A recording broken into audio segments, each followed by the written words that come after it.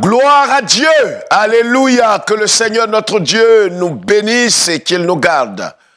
Prions le Seigneur. Notre Dieu et notre Père, nous te disons merci de nous donner toujours l'occasion d'être en ta présence et d'entendre ta parole. Parle à nos cœurs et enseigne-nous encore. Au nom de Jésus-Christ. Que je diminue, Seigneur, et que toi seul sois élevé. Gloire et honneur à toi, au nom de Jésus-Christ. Amen. Frères et sœurs, que le Seigneur notre Dieu nous bénisse, qu'il nous garde. Devons toujours avoir les yeux sur notre Seigneur. Osée chapitre 13, Osée chapitre 13, le verset 9 jusqu'au verset 11. Osée chapitre 13. Ce qui cause ta ruine, Israël, c'est que tu as été contre moi, contre celui qui pouvait te secourir. Où est donc ton roi, qu'il te délivre dans toutes tes villes?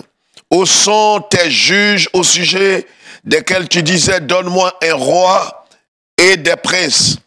Je t'ai donné un roi dans ma colère, je te l'ôterai dans ma fureur. Amen. Voilà ce que dit la parole de Dieu, le Dieu tout-puissant. Bien-aimés frères et sœurs, nous connaissons tous l'histoire du peuple d'Israël.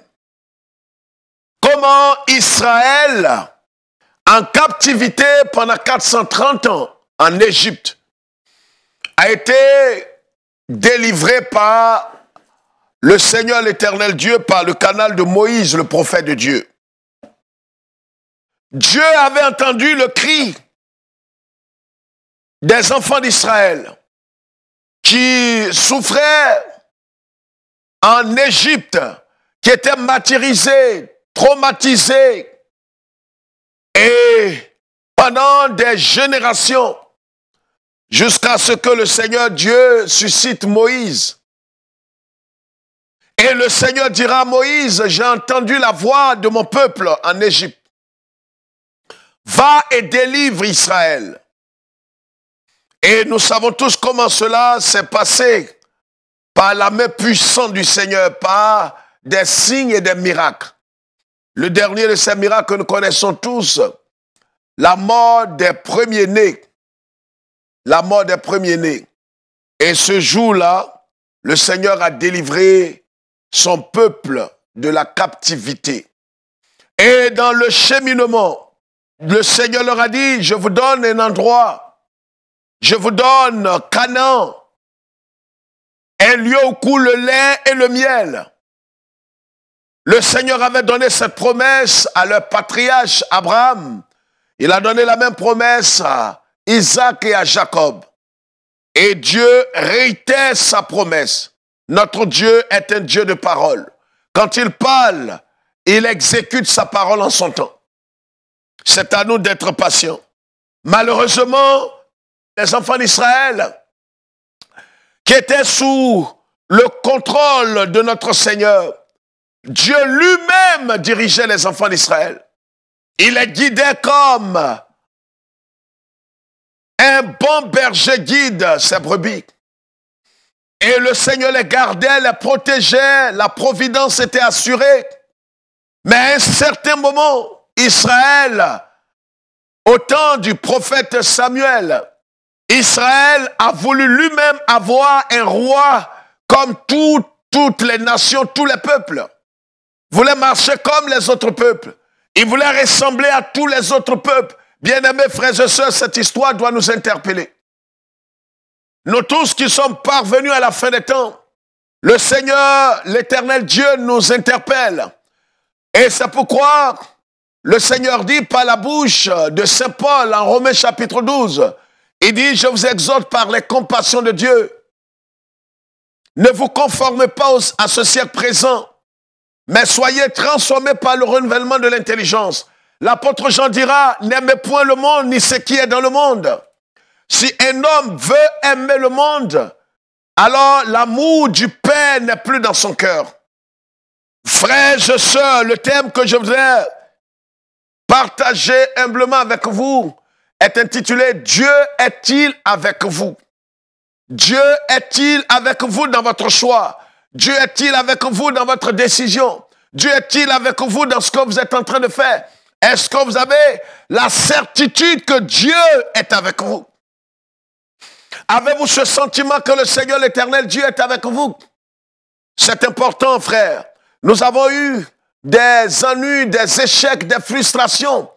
Parce qu'à un certain moment, nous n'avons pas pris la peine de savoir si Dieu était de notre côté. Mais nous avons voulu notre propre volonté. Nous avons voulu faire ce qui nous plaisait. Mais aussi longtemps que vous ferez ce qui vous plaît, vous ne serez pas forcément dans le plan de Dieu.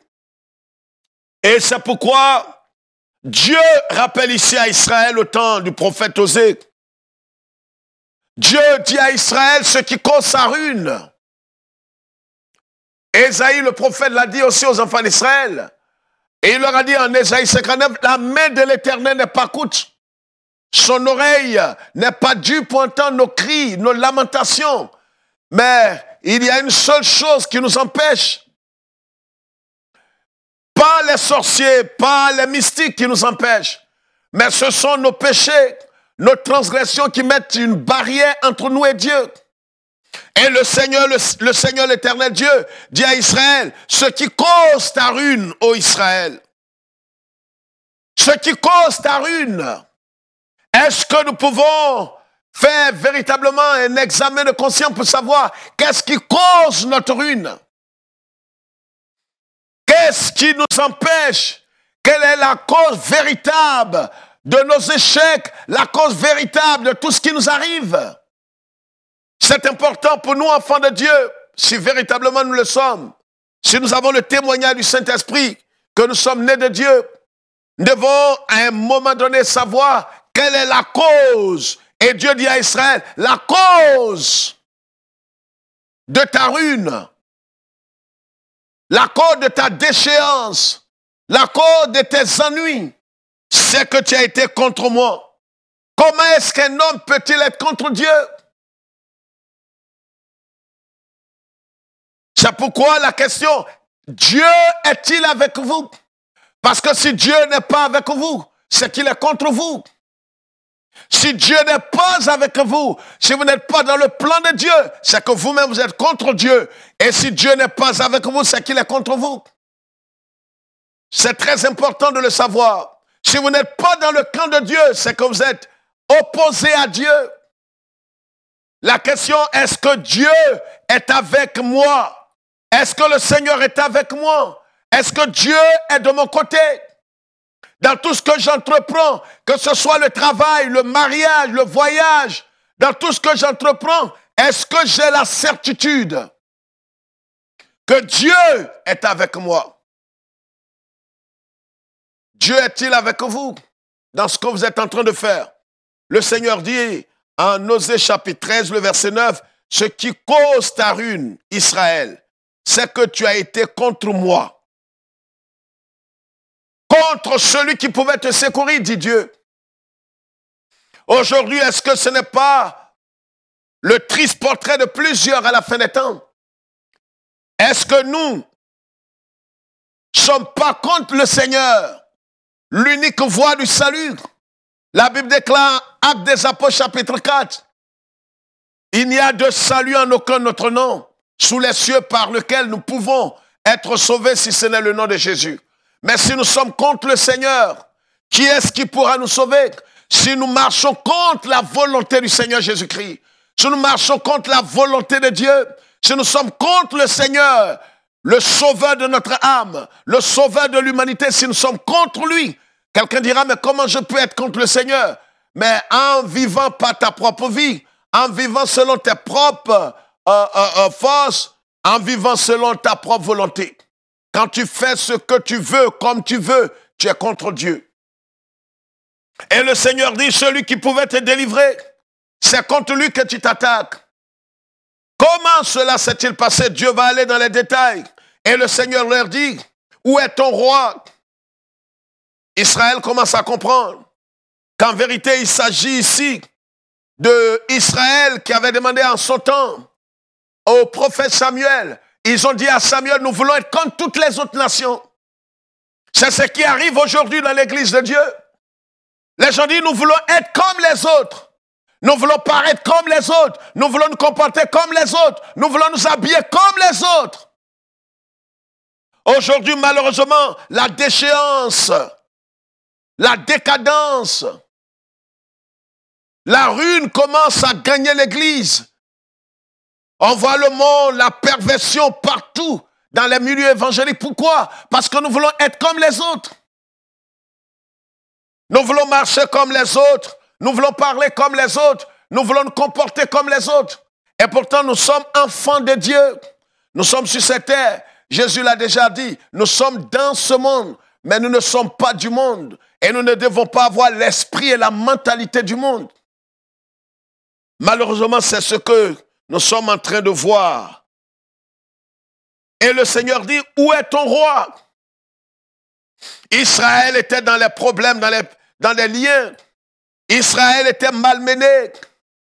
Israël était assujetti à des peuples. Et Dieu leur dit, mais où est le roi que tu as demandé? Ils avaient demandé en son temps au prophète Samuel, nous voulons un roi comme les autres nations. Samuel leur a dit, mais c'est l'Éternel qui est votre Dieu. L'Éternel est le roi suprême. Ils ont dit, nous ne voulons pas que Dieu qui est invisible nous gouverne depuis des millénaires. Nous voulons un roi mortel. N'est-ce pas ce que nous voulons aujourd'hui? Malgré tout ce que le Seigneur t'a dit comme avertissement, ce que Dieu a dit à chacun de nous comme avertissement, nous avons violé l'avertissement et l'interdit de Dieu. Nous avons fait ce que nous voulions. Regarde là où tu te trouves aujourd'hui. Regarde là où tu te trouves, en âme et conscience, en toute tranquillité, objectivité. Est-ce que tu es heureux aujourd'hui dans ce foyer? Tu diras certainement, pasteur, dans tous les foyers, mais spécifiquement toi qui nous suis. Est-ce qu'aujourd'hui, tu es heureux? Quand tu faisais ce choix pour le mariage, est-ce que Dieu t'avait donné sa volonté parfaite? Dieu est-il avec toi aujourd'hui? As-tu la paix de Dieu dans ton cœur aujourd'hui?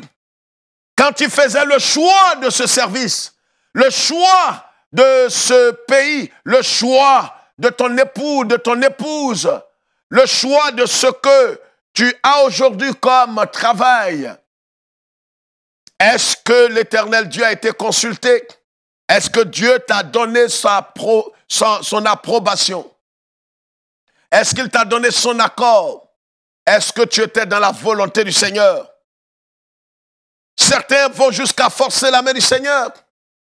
Demander à des sœurs, à des frères dans la foi. Dieu t'a dit, ce n'est pas le temps pour ceci. Mais tu as dit, mais tout le monde le fait. Donne-moi, laisse-moi le faire, Seigneur. Certains sont rentrés dans ce que nous appelons la volonté permissive. C'est-à-dire que Dieu vous permet de faire une chose parce que vous avez décidé d'insister, de persister dans votre voie. Et très souvent, le Seigneur qui ne contraint personne vous laisse faire, mais est-ce qu'il est avec vous? Israël a parlé, Israël a insisté auprès du prophète Samuel. Nous voulons un roi. Nous voulons un roi comme toutes les autres nations. Et le prophète Samuel a rendu compte à Dieu. Et Dieu a dit à Samuel, laisse-les faire. Vous pourrez forcer la main du Seigneur pour votre mariage, forcer la main du Seigneur pour votre travail, forcer la main du Seigneur pour votre promotion, forcer la main du Seigneur dans ce voyage, dans tout ce que vous voulez faire. Est-ce que cela n'est pas d'actualité? On arrive à donner des ultimatums à Dieu comme si nous étions son conseiller. On arrive à tempêter parce qu'on nous a enseigné dans certains milieux que nous pourrons avoir une certaine autorité, nous serions des dieux, des messages maçonniques. Vous n'êtes pas des dieux, vous êtes des mortels. Vous n'avez pas compris ce que Dieu était en train de dire. Vous comprenez? Israël a tempêté et Dieu leur a donné un roi dans sa colère. Dieu peut te donner un mari dans sa colère, Une femme dans sa colère. Il peut te donner un travail dans sa colère, un voyage, un visa, une promotion dans sa colère. Est-ce que Dieu est-il avec vous?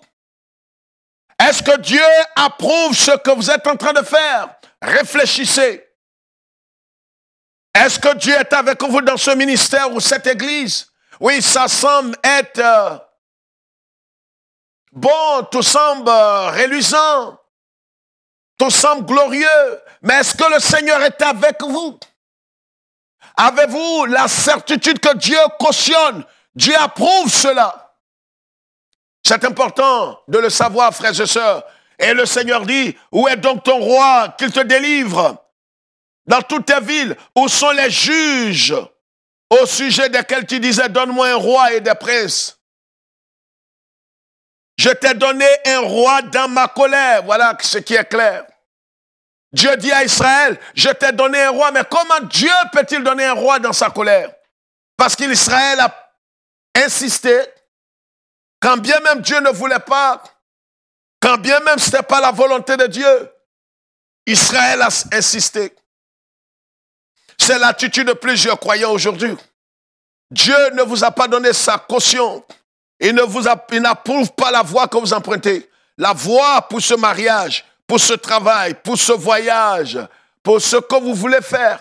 Mais vous vous entêtez. L'entêtement entraîne un homme dans cette volonté permissive, où Dieu vous permet, vous savez, la volonté de Dieu, c'est ce que Dieu veut, aussi simplement possible. C'est ce que Dieu veut. Quand vous lisez dans 1 Thessaloniciens chapitre 4, la Bible dit ce que Dieu veut, c'est votre sanctification. Il y a des choses que Dieu veut. C'est pourquoi le Saint-Esprit, par la bouche de Saint Paul, a dit, ne vous conformez pas au siècle présent, mais soyez transformés afin de discerner quelle est la volonté de Dieu. Donc la volonté de Dieu ne vient pas comme ça. Et il nous faut discerner si c'est la volonté de Dieu. Il nous faut savoir si c'est le plan de Dieu. Il nous faut savoir si Dieu adore, Dieu accorde sa faveur, sa bénédiction. Est-ce que Dieu approuve ce que nous sommes en train de faire? C'est pourquoi le thème de ce message aujourd'hui, Dieu est-il avec vous? Est-ce que Dieu est avec vous dans ce que vous êtes en train de faire? Peut-être que vous tirez beaucoup de plaisir, de joie dans ce que vous faites, mais est-ce que vous avez le sentiment que Dieu est avec vous véritablement? Est-ce que Dieu approuve votre voie? La Bible dit quand le Seigneur approuve les voies d'un homme, il lui soumet ses ennemis. Et Dieu ici parle à Israël pour dire, où sont tes rois et où est ton roi, où sont tes juges? Israël, il dit, ce qui cause ta ruine. Malheureusement, il y a des choses qui causent notre ruine aujourd'hui, qui dessèchent nos eaux. Tu n'as plus la paix aujourd'hui. Tu soupires. Tu vois qu'aujourd'hui, tu t'es mis dans un piège. Quand tu préparais ce mariage, Dieu t'avait averti, Dieu t'avait parlé, mais tu n'as pas écouté la voix du Seigneur. Tu t'es entêté, tu as dit que c'est ton mariage. Tu as de l'âge. Cet homme a de l'argent ou cette femme, c'est la femme de ta vie. Aujourd'hui, qu'en est-il? Est-ce que Dieu est-il avec vous? Avez-vous cette certitude aujourd'hui? On a entendu par le passé des témoignages des gens qui se sont mariés en dehors du plan de Dieu, qui n'ont pas voulu attendre le temps de Dieu, qui ont regardé les pressions et les circonstances, qui ont marché dans la chair et ont fait tout dans la chair. Aujourd'hui, tu vois que tout est perturbé, mais Dieu te parle aujourd'hui. Ce que tu dois faire, c'est de revenir au Seigneur de tout ton cœur. Les gens m'ont demandé très souvent, pasteur, si je n'ai pas obéi à la voix du Seigneur et j'ai entrepris un mariage, j'ai entrepris ceci, surtout le mariage. Vous êtes mariés en dehors de la volonté parfaite de Dieu. Aujourd'hui, votre cœur est troublé, le foyer est troublé. Le monsieur est sorti du foyer. Vous m'entendez là? Vous étiez chrétien évangélique baptisé, parlez en langue, servant le Seigneur, prêchant dans les rues. Aujourd'hui, le monsieur n'est plus dans la foi. Il a aujourd'hui une autre femme dans sa vie. Alors les gens demandent souvent, pasteur, est-ce qu'on peut aller au divorce? Non, il n'y a pas de divorce là. La Bible dit clairement aussi longtemps que l'un des conjoints est vivant. Romains chapitre 7, lisez ça correctement. Et ne laissez aucun chef religieux vous fermer la porte du ciel, vous séduire, parce que peut-être vous avez fait une bonne offrande, alors il va interpréter la Bible en votre faveur. Cela est très fréquent aujourd'hui dans les milieux évangéliques. Dès que vous faites une bonne offrande à un pasteur, un mercenaire, un aventurier, alors il interprète la Bible en votre faveur. C'est triste, c'est honteux, c'est immoral. Dieu est-il avec vous? Répondez à cette question dans ce que vous avez entrepris. Vous ne pouvez pas divorcer. Vous allez voir que tout ce que vous entreprenez en dehors de la volonté de Dieu, vous souffrez. Vous êtes malheureux, vous n'avez pas la paix, vous ne pouvez pas connaître la joie et le bonheur. Pourquoi? Parce que la Bible dit que c'est la bénédiction de l'Éternel qui enrichit et n'est suivie d'aucun chagrin. Revenez à l'Éternel de tout votre cœur. Répentez-vous. Soumettez-vous au Seigneur.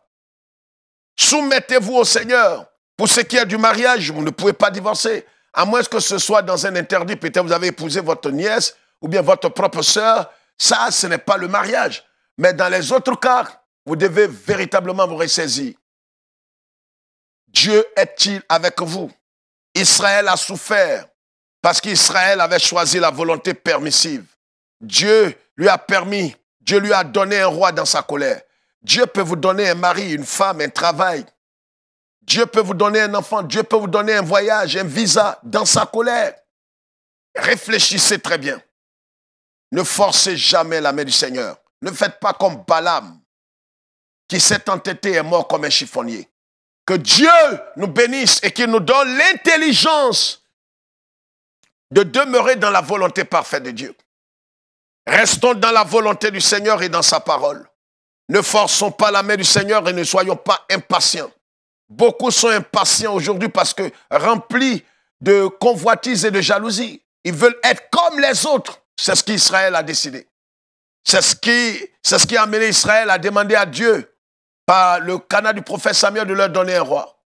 Que ce ne soit pas notre portion. Faisons très attention, attendons le temps de Dieu. Un morceau de pain avec la paix vaut mieux qu'un bœuf gras avec la colère de Dieu. Que Dieu nous bénisse et qu'il se souvienne d'Israël et de Jérusalem.